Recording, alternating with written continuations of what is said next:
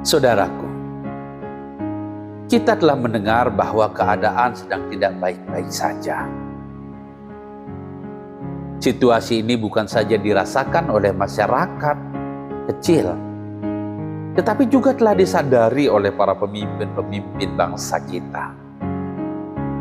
Itulah sebabnya Bapak Presiden kita, Bapak Prabowo Subianto, menekankan pentingnya penghematan dan efisiensi penyusunan anggaran untuk memastikan bahwa setiap pengeluaran memiliki dampak langsung terhadap masyarakat dan tidak ada pengeluaran yang tidak perlu.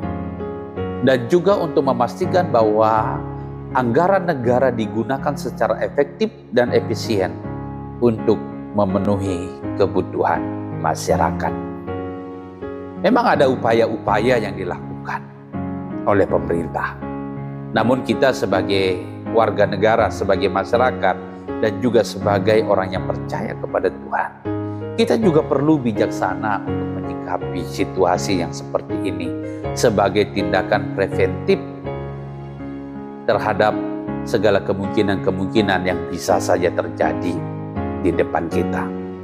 Apa yang harus kita lakukan? Yang pertama adalah kita harus membuat perencanaan anggaran yang matang dan realistis. Kemudian yang kedua, kita harus bisa mengidentifikasi dan mengurangi biaya-biaya yang tidak perlu. Di sini kita harus bisa membedakan mana keinginan dan mana kebutuhan. Kita harus bisa mendahulukan mana yang penting dan mana yang tidak terlalu penting. Oleh karena itu, kita harus berani mengorbankan keinginan kita untuk memenuhi kebutuhan kita. Kemudian yang ketiga adalah meningkatkan produktivitas dan semangat kerja. Ya. Sebab jikalau kita tidak memiliki semangat kerja dalam menghadapi situasi yang sulit, keadaan yang tidak baik-baik saja ini, maka kita akan tertinggal jauh. Kita akan kehilangan segalanya. Selama kita masih dikaruniakan untuk hidup, diberikan otak dan otot untuk bekerja, mari kita gunakan anugerah itu untuk bekerja dan mewujudkan setiap keinginan-keinginan kita dalam menghadapi masa-masa sulit ini. Kemudian yang keempat adalah menggunakan teknologi dan sistem informasi yang efektif. Tujuannya adalah agar kita memperoleh informasi-informasi yang penting, hal-hal apa saja yang bisa kita lakukan dalam situasi-situasi sulit ini. Informasi penting, teknologi penting, agar kita segera bisa terhubung dan terkoneksi dengan orang-orang lain dimanapun mereka berada, sehingga kita bisa bekerja sama satu dengan yang lainnya dalam menanggung atau menghadapi setiap kesulitan-kesulitan yang sedang terjadi. Yang terakhir adalah melakukan monitoring dan evaluasi keuangan secara tepat. Apakah jalur keuangan kita sudah benar, atau kita sedang melakukan pemborosan atau sedang terjadi pemborosan. Maka penting bagi kita untuk melakukan evaluasi agar kita tidak salah langkah. Saudaraku yang kekasih di dalam Tuhan, itulah hal-hal yang perlu kita lakukan dalam menghadapi masa-masa sulit. Namun kita juga bisa belajar dari kitab suci bagaimana kita menghadapi masa sulit.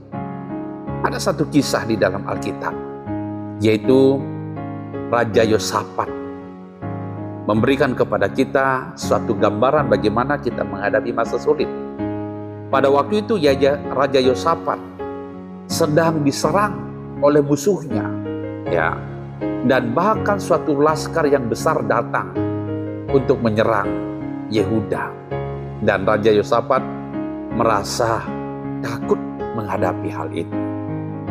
Tetapi dalam ketakutan itu Raja Yehosafat tidak panik, kemudian mempersiapkan pasukan dan mencari bala bantuan untuk menghadapi musuh-musuhnya. Tidak. Hal-hal yang pertama dan yang utama yang dilakukan oleh Yehosafat dalam menghadapi masa sulit itu adalah dia datang kepada Tuhan. Dia mencari Tuhan. Itulah hal yang terpenting dalam hidup kita. Di dalam 2 Tawarikh pasal 20 ayat yang ketiga mengatakan Yehosafat menjadi takut lalu mengambil keputusan untuk mencari Tuhan dan menyerukan kepada seluruh Yehuda supaya mereka berpuasa. Ini adalah sebuah tindakan yang sangat tepat yang diambil oleh Yehosafat di dalam dia menghadapi masa-masa sulit. Ia tidak mencoba untuk mengerahkan pasukan kemudian mencari bala bantuan untuk mengatasi musuh-musuhnya. Tidak. Hal yang pertama dan yang utama yang dilakukan oleh Yehosafat, dia adalah mencari Tuhan dan mengajak bangsa Yehuda pada waktu itu seluruhnya untuk berpuasa. Dan di dalam ayat yang keempat dikatakan, dan Yehuda berkumpul untuk meminta pertolongan daripada Tuhan. Mereka datang dari semua kota di Yehuda untuk mencari Tuhan. Jadi di sini bukan saja Raja Yehosafat yang mencari Tuhan, tetapi semua bangsa Yehuda dari segala suku mereka datang untuk mencari Tuhan. Artinya adalah dalam setiap kesulitan yang kita hadapi, sumber kekuatan satu-satunya adalah Tuhan. Itulah sebabnya mengapa kita harus mencari Tuhan. Itulah sebabnya mengapa kita harus berserah diri kepada Dia. Karena dengan kekuatan dan kemampuan yang kita miliki, kita tidak akan pernah mampu bisa melewati masa-masa sulit itu. Di dalam Injil Yohanes pasal yang ke-15 ayat yang ke-5 bagian terakhir mengatakan bahwa sebab di luar aku kamu tidak dapat berbuat apa-apa. Dari situ kita dapat melihat bahwa betapa lemahnya dan betapa kecilnya kita. Bahwa sesungguhnya kita tidak bisa lepas dari Tuhan. Kita dipaksa dan terus dipaksa untuk menggantungkan seluruh kehidupan kita kepada Tuhan. Sebab kalau kita tidak menggantungkan hidup kita kepada Tuhan, maka kita akan gagal. Kita akan binasa. Raja Yehosafat mengajar kepada kita di dalam menghadapi masa-masa sulit. Selain strategi-strategi di dalam membijaksanai situasi yang sedang terjadi, tetapi Yehosafat memberikan hal yang jauh lebih penting dari semuanya itu, yaitu kita harus mencari Tuhan. Tuhanlah yang pertama. Tuhanlah yang utama. Dari Dialah sumber kekuatan kita, dan Dia akan memampukan kita melewati setiap tantangan. Tuhan akan memampukan kita untuk melewati masa-masa sulit.